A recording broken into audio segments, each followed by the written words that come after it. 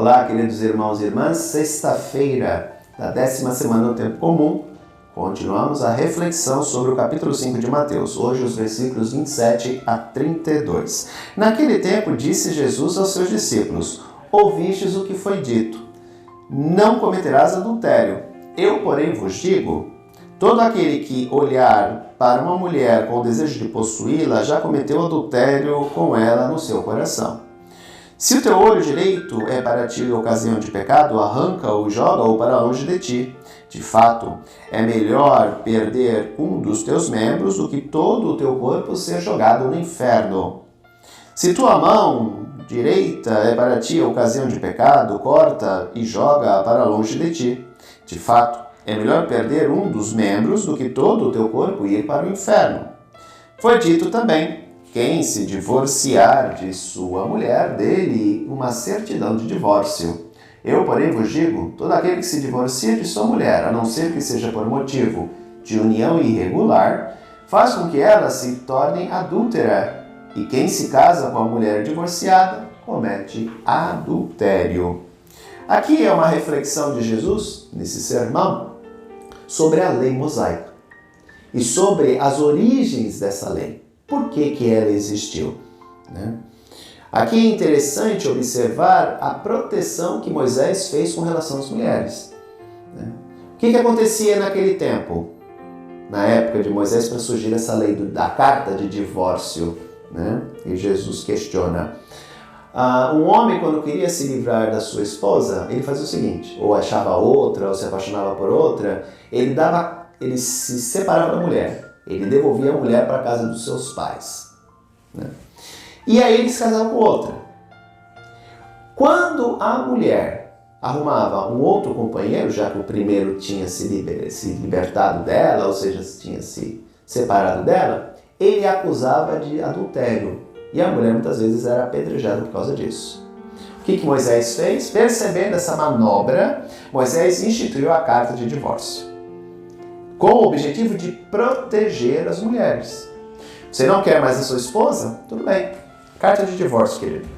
A partir de agora, ela está livre para arrumar um outro companheiro e seguir com a sua vida. Porque muitos faziam isso. Eles achavam que a mulher era a propriedade deles e que não poderia ser assumida por outro. Então, eles arrumavam outra, deixavam a primeira lá, e quando a primeira, que já estava separada deles, muitas vezes depois de anos, arrumavam um novo pretendente, um novo parceiro, eles acusavam ela: não, essa aí é minha esposa, ela está cometendo adultério. Só que isso nasce por causa da dureza do coração humano. Aqui Jesus, ele é interessante que ele dá um complemento à lei. Ouvistes o que foi dito, eu, porém, vos digo. Ele complementa a lei. Ele dá um sentido de complementariedade, no sentido de explicar o porquê que a lei veio. Olha lá. Eu, porém, vos digo, todo aquele que olhar para uma mulher com o desejo de possuí-la, já cometeu adultério em seu coração. Uma coisa é olhar para uma pessoa e achar a pessoa bonita, atraente. Outra coisa é já cobiçar aquela pessoa. Aqui mora o pecado. Olhar para a pessoa, porque a pessoa chama a atenção porque ela é bonita, não há problema nenhum. O problema é se você já começa a cobiçar a pessoa dentro do coração. Desejo de possuí-la, desejo de ter alguma coisa com ela. Aqui entra o pecado. Portanto, Jesus, ele pega a lei restrita e complementa. Ele dá a interpretação dele, que vai muito mais além, é muito mais profundo. Quem já olhar para ela com segundas intenções, no seu coração, já começou o pecado. Porque senão, o cara vai dizer: não, eu não cometi adultério. Eu não tive nenhuma conjunção carnal, não tive nada com a pessoa, não cometi adultério. Não, o adultério ele não vai só no aspecto do ato em si. Ele já começa no coração do homem. Portanto, Jesus ele vai no âmago da situação, no âmago do pecado. Não é assim. Não é que você não fez, você já adulterou no coração.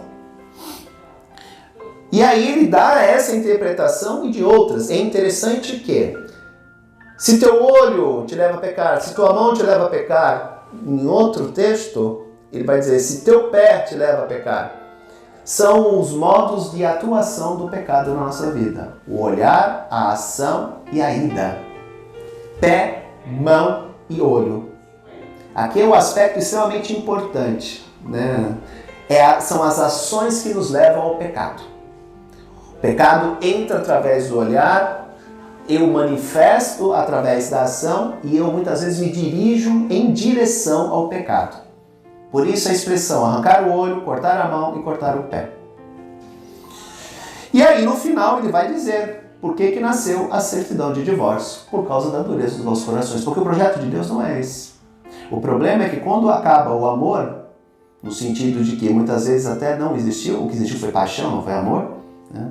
Eu sempre digo que numa relação a dois, ao enamorar-se, a paixão e o amor. São 3 fases na vida. Você não ama a pessoa num primeiro momento. Você namora, a pessoa chama a atenção, você acha ela bonita, você acha ela atraente, então você se enamora. Depois você entra naquela situação da paixão, né? Da onde vem o fogo no sentido figurado. Eu quero estar com a pessoa, aquela coisa da loucura, da onde muitas vezes vem os crimes passionais, né? Porque eu me deixo levar pela paixão, eu vejo o outro como uma propriedade minha. Depois que passa essa fase, dela tem que nascer o amor. E é interessante a metáfora da fênix, né? Que é uma metáfora egípcia, né? Que a ave ela renasce das cinzas. O amor é assim, o amor é uma fênix. Ele do fogo da paixão que destrói, que purifica, né? Nasce o amor. Então são 3 fases de um relacionamento: o enamorar-se, a paixão e o amor. Muitas vezes as pessoas querem pular as fases. Isso é onde há o erro, né? O que acontece? Se eu tento pular as fases, muitas vezes eu posso quebrar a lógica. E aí é onde muitas vezes os relacionamentos naufragam. Eu tenho que entender que eu estou numa primeira fase, eu estou numa segunda fase e que eu estou numa terceira fase. E a terceira fase, sem dúvida nenhuma, é a melhor de todas, porque é a mais gostosa, porque nasce da maturidade.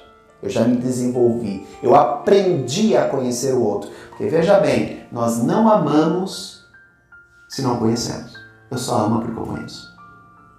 Eu posso me sentir atraído por aquilo que eu conheço, porque é entre um mistério, eu não conheço.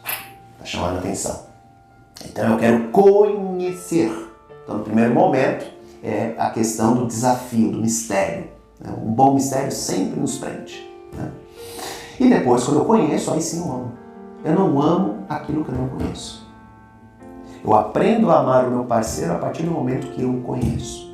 Que eu conheço aquilo que é bom nele e aquilo que não é. E é interessante que numa relação, o aspecto mais importante é eu aceitar o outro como ele é. Em que sentido? Eu tenho que conhecer os aspectos positivos e negativos do meu parceiro. Porque só assim eu construo uma relação. E colocar numa balança aquilo que é muito melhor, ou seja, os aspectos positivos, levar mais em consideração do que os negativos. Se eu dou mais valor aos aspectos negativos, se inverte a balança. O que eu quero dizer com isso? Se numa relação eu me apego mais aos aspectos negativos do meu parceiro, minha relação irá acabar. Ou será uma relação extremamente desgastante. Se eu me apegar aos aspectos positivos do meu parceiro, por mais que tenha aspectos negativos, eu vou aprender a conviver com aquilo. Porque amar uma pessoa é amar a ela no sentido integral. Até amanhã, se Deus quiser. Um grande abraço.